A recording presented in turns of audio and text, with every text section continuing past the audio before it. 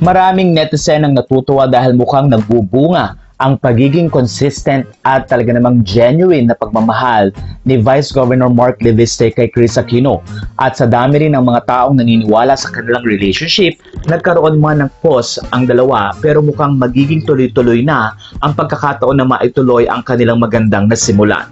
Matatandaang nagpakita si Kris Aquino na isang video ng reunion niya with Kim Chiu at ang isa nga sa mga dahilan kung bakit nagkaroon ng pagkakataon na magkita ang dalawa ay si Mark Leviste.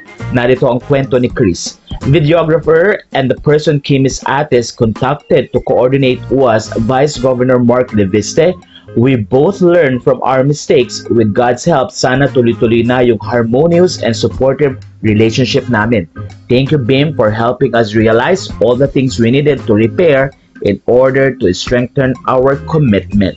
Sa puntong ito ay tila lalong kinilig ang mga netizen dahil nagkakaayos ng unti-unti si Kris Aquino at si Mark Leviste.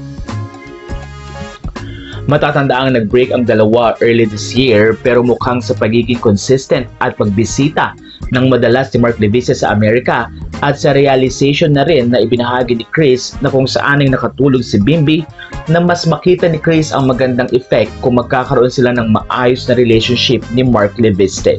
Hindi nahihiya si Mark na ipakita sa mga tao ang pagmamahal niya kay Kris at nandoon pa rin ang patuloy niyang paggalang sa nasasabing Queen of All Media.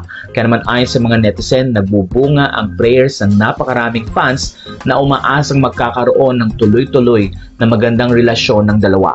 Matatangdaang nagkaroon na rin ng maayos na relationship ang bawat anak ni Kris Aquino pati na rin ang anak ni Mark Leviste at kung saan ay tinutulungan din nila ang isa't isa.